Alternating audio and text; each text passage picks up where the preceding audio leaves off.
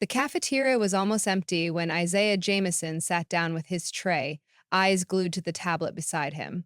Not because he was hungry, he wasn't. He'd already lost his appetite during the morning's lab presentation when Dr. Turner, a senior professor in biomedical engineering, skimmed past his work with a dismissive, "You've got potential, but this one's a bit overreaching." Isaiah had heard that tone before. Not hostile, just skeptical.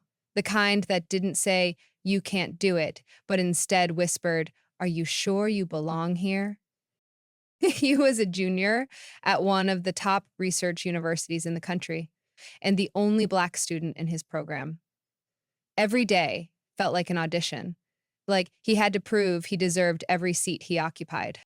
His project, a bioengineered patch that could speed up healing in low social settings, had been inspired by his grandmother, a retired nurse in Atlanta. She always said, medicine shouldn't be a luxury. Isaiah believed that.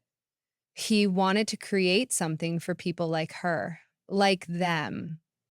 But lately, it felt like his ideas were either met with silence or subtly redirected. Like during his group project, when his own concept was used, but credit slid towards someone else, or in class discussions when his suggestions were always the ones that needed reframing. He thought of dropping out more times than he admitted to anyone, but each time he picked up the phone, ready to call home, he'd hear his grandma's voice in his head. You didn't come this far to get small now. So Isaiah dug in. He pulled late nights in the lab, refining his designs, applied for independent grants behind closed doors, even started documenting his process online, sharing progress videos and breakdowns of how his patch worked. Slowly, a community began to grow. Other young scientists, med students, even doctors from countries he'd never been to, asking questions, offering insights, cheering him on. One day, a message popped into his inbox.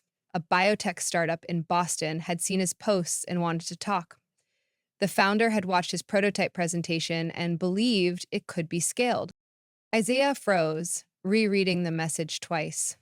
2 weeks later, he stood in front of the same professor who once called his work overreaching, now proudly presenting the prototype they'd dismissed. Refined, tested, and ready for clinical trials, he'd been awarded a National Innovation Fellowship and a startup grant.